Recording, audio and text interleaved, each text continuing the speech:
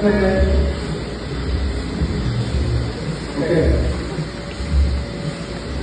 Good? Yes. Okay. Good. Walang lasing. So, in wine making, we're doing two major areas. The first area we call compounding. Compounding is the process of fermentation. So we're getting that grape juice and we're beginning to introduce it to yeast. Yeast eats the sugar and converts it to alcohol. That is what wine is. Come over here.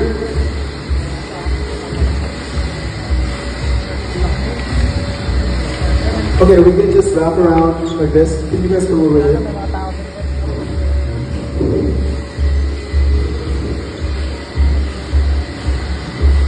I like your hats. Yeah. Just let me know when you want me to start. Okay.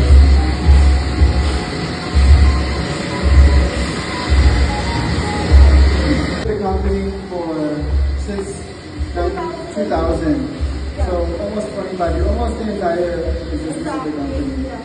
And she's been instrumental in this whole thing and the entire company, also in the new line. And we've maintained, I think, probably 99.9% fill rate to our customers over that entire duration. We've served every single order. And that's because of Manny. So thank you, Manny. You guys let me know when you're ready and I'll begin, okay?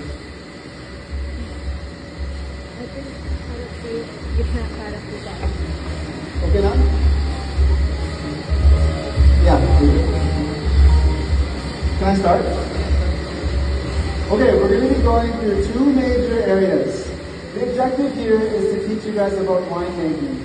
After this, mas tostada, diba? Kasi you know how wine is made. And all wine is made more or less the same way. We're going to be doing two major areas. The first area is compounding, which I'll show you, which is converting the grape juice into wine. And the second area is the new bottling line that we just invested in this year. So this is where the magic happens, where the magic begins. And essentially what we do is we make one batch at a time. One batch, as you can see here, is 30,000 liters. So we make about 42,000 bottles at a time of wine. That's considered one batch. And what do you do after that? We fill it with grape juice, and then we begin fermentation. Before I go there, what do you guys think makes a wine good? Repeat your question. What do you guys think makes a wine good? What was that? Oh, okay. What else? Grapes. What makes wine masarap? What makes wine good? Anyone? Grape variety. Grape variety. So the grapes. Grapes. Right? Tama. It's not a trick question. Good wine comes from good grapes. But what if you can't always afford the most expensive grape? I give an example like steak. Imagine a ribeye steak. Masarap ang ribeye steak, right? And ribeye steak, you put salt, pepper, you flip one time, and the steak speaks for itself. If you magaling ang luto, just masarap ang steak. But what if you can't always afford ribeye? What if you only have hanger meat or a cheaper cut of meat? Filipinos are very creative. We're able to make that meat delicious by adding seasoning, by tenderizing, by doing all these things.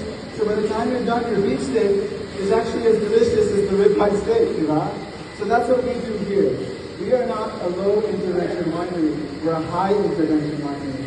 And so we source our grape juice from all over the world, and we look for the characteristics of what makes a grape good for winemaking. Color, Brix content of sugar, acidity, tannin, all of these things make a good grape juice for winemaking. And if we get the sample, and that grape juice needs to be treated, for example, it needs more tannin, we can add casing, we can add tannin. So by the time we're done, that cut of meat or that grape juice is an excellent grape juice for winemaking. Naiintindihan ko? Yes. Yes. You guys understand? So we treat the grape juice and make sure it's masarap. And then we introduce the yeast. So after that, after blending, we introduce the yeast fermentation starts.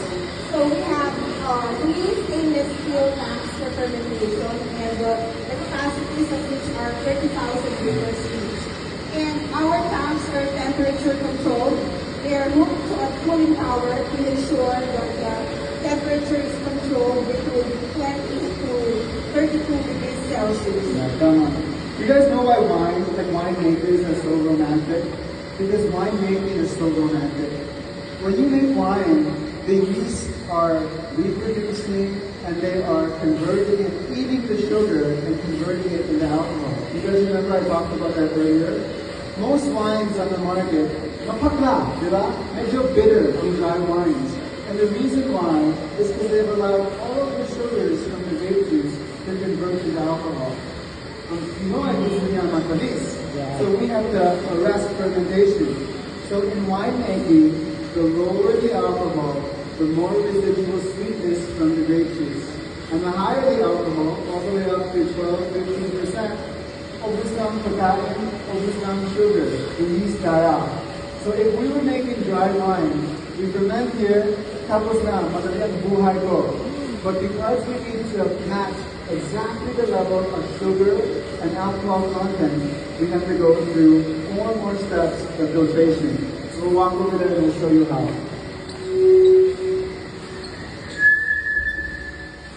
Okay.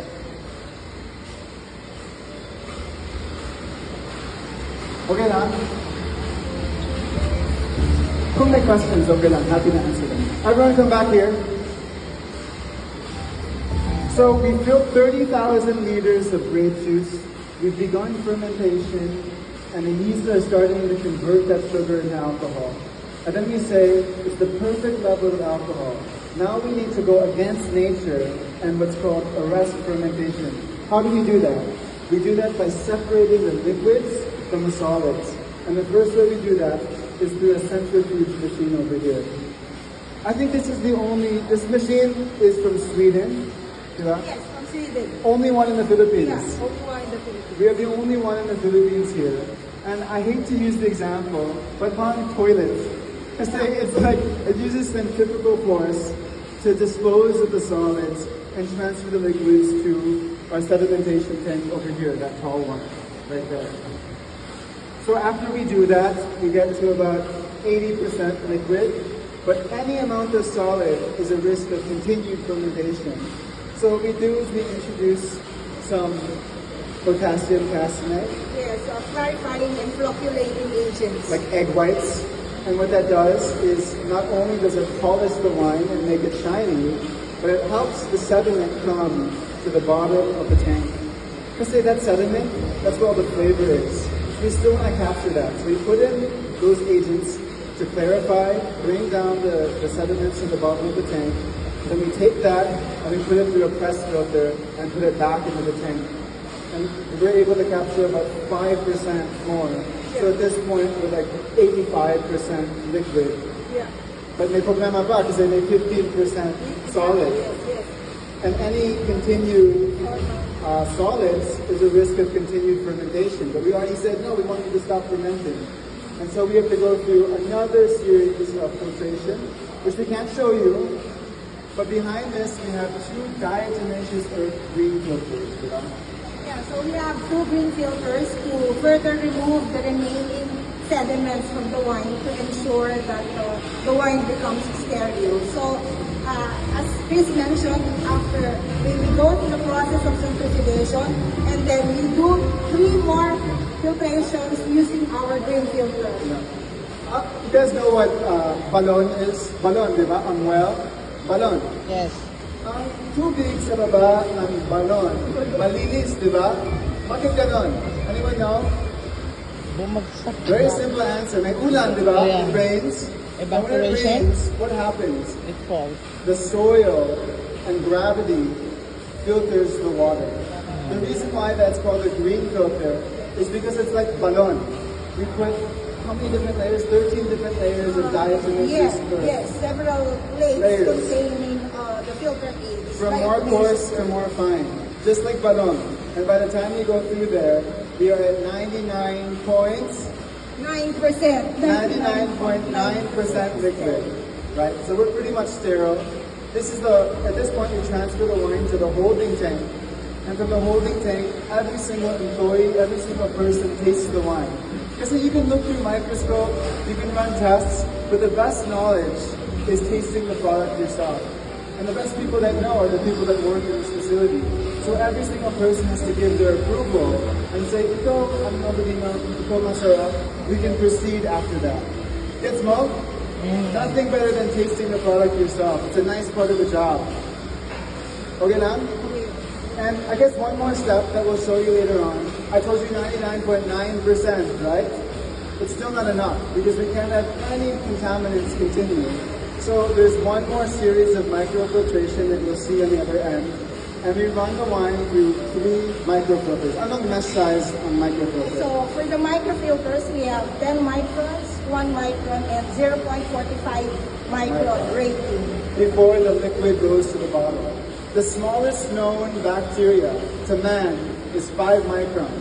And we filter to 1/10 of the size of the smallest known bacteria to man. So nothing can pass through except for pure, clean wine and pure liquid.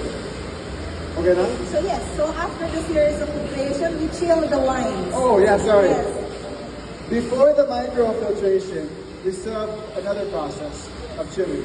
Yeah, so we chill the wine. We have a 3-stage chilling process. First, we have the plate heat exchanger, which brings down the temperature from 30 degrees Celsius to 15 degrees Celsius.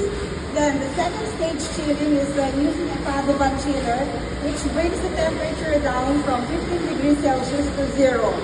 And then after that, the wine is stored, the finished wine is stored into 4 product tanks. We have 4 product tanks, and these tanks are also refrigerated to ensure that we keep the temperature to a maximum of 0 degrees Celsius.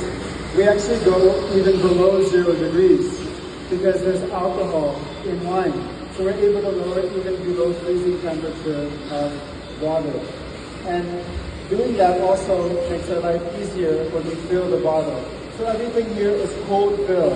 And the wines you're going to taste on the line are going to be between 0 and 4 degrees Celsius. Because then we have to chill the wine all the way to -2 degrees Celsius before we can even bottle it. Exactly, Chris.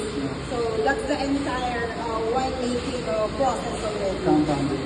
Just to be clear, if we were making a dry wine, there's no need to change the temperature, there's no need for diatomaceous or cleaning filters, there's no need for all of these fancy machines. But because they want to make a wine that sweets for the Philippine palate, and because they want to make wine and not just grape juice added with ethanol, because they want to go through fermentation, we do this for the Filipino people. We go through this process where the alcohol is derived from fermentation. And that's why I think winemaking is so much more romantic than, a distillery or you're just adding alcohol to grape juice. Okay now, Clara? Okay. Everyone understands and knows how to make wine now, right? Yeah. Okay, perfect. We're going to proceed now on to the new bottling line, but before we do so, we're going to do a ribbon cutting. So we'll move this way along, and we'll take a look at the new equipment.